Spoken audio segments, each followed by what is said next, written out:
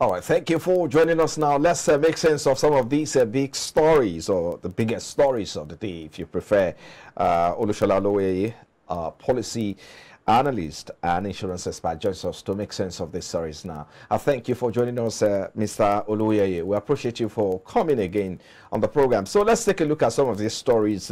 I'm sure you've gone through them, but first is the, of course, the Labour talking tough and asking that, I mean, they will take position at a meeting today, or perhaps before the week runs out. So talk to us, because this is the latest move by the Labour Congress, saying that it is ready to fight the economic pains and hardship caused by the federal government's decision to remove a few subsidy, as concerns, you know, across the state, you know, continue to grow. Talk to us about this. This, it's not only about, you know, NLC. There are also other union who are also joining in the fray.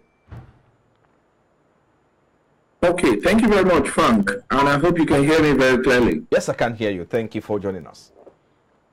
Okay, thank you very much.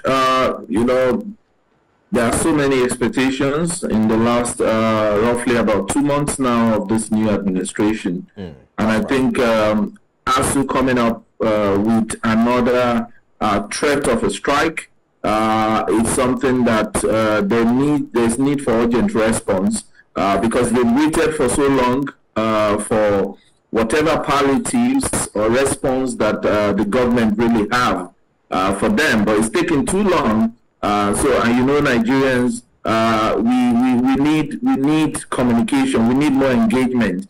We need this government to come forward to clearly state that this is the direction that we're going to take in order to resolve some of these issues. We know that the bill for student loan has been signed.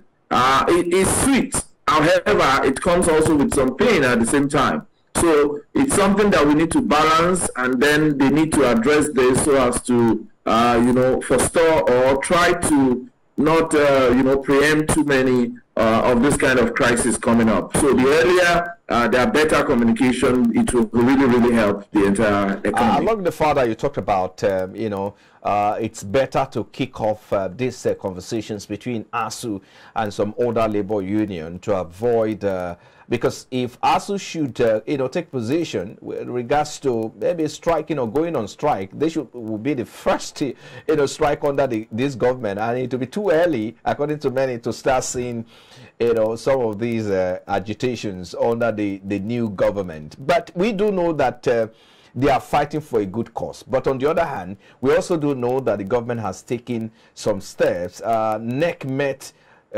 last week, and they arrive at, you know, some resolutions. But we do not know how fast they are going to, you know, fast track this resolution so that we can start seeing the benefit as well. So talk to us about how you think the government is responding to some of the yearnings by Nigerians. Okay, thank you very much. Talking about the response from government, the best we've seen so far in the last 60 days, roughly 60 days in another, maybe in another 4 days, it will be July 29. We've seen quite a lot of bills being, you know, signed, and we've seen quite a lot of pronouncement from the government. Even from their reaction, we can see that they want to take us in the right direction. However, it comes with some pain. So the earlier they are able to put forward those palliatives that will, you know, restore, you know, confidence back in the mind of people, the earlier that it will be better.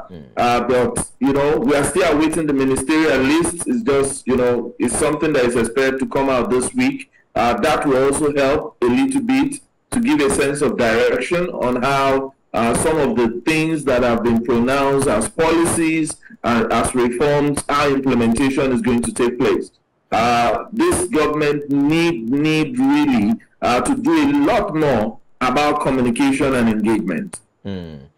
Okay, so in other words, we can as well say that some of the resolutions arrived at the National Economic Council meeting last Thursday perhaps will be pushed to these ministers by the time they are unveiled, or maybe they assume, you know, their responsibility in their respective offices. It's that what we should be talking about now, right? Definitely, because they have quite a lot they need to execute, so they need the right people to push most of these agendas and initiative into execution.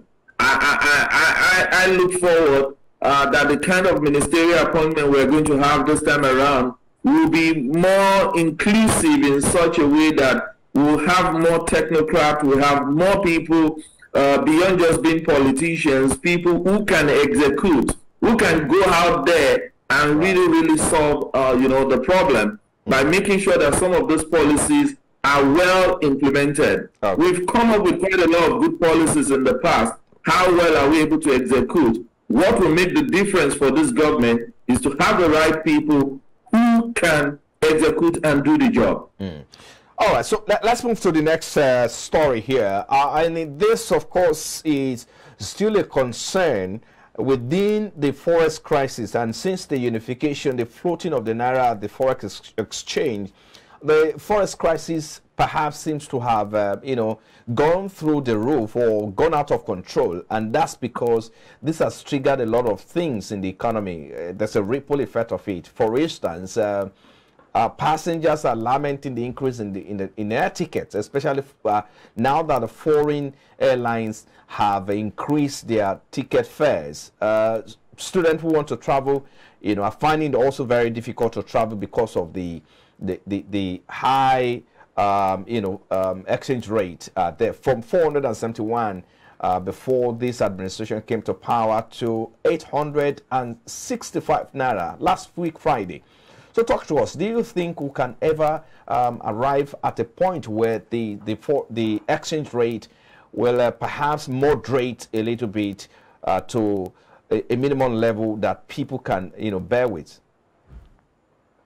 Okay, Frank, thank you very much. I think this decision to float the exchange rates comes with a lot of experience for Nigerians, because this is something we've not done in 20 or 30 years. Our foreign currency has always been managed in a way that there's quite a lot of interventions from CBN. For the first time, we are taking a decision to float it, allowing the forces of demand and supply to determine. So right. I expect that most Nigerians should understand that initially, when the demand is more than the supply, we are going to experience some increase, you know, drastic increase in the exchange rates. But immediately the supply is able to cushion, and, you know, once in a while there are some few interventions in terms of, you know, foreign currency being made available. I'm sure currently our net import to our export is still showing more of importation than what export. If we get to be able to export more and there's more supply of dollar in this system, there is no reason why it will not come down. It will come down because supply, once supply is now more than the demand, you will see the price start coming down. Okay, because so currently now there's a pressure, a lot of pressure, demand on, you know, tourists who wants to travel out, people going for education, people going for quite a lot of things. We are still paying to bring in a refined product up till now. Imagine if the refinery really has commenced operation. As much as money that Nigerians are currently using to buy refined product, it won't be as much as what we have as we speak. Okay. So the exposure will have reduced and will have had more. Okay. This price will come down. It will come down. We hope so. I'm optimistic too that to moderate a little bit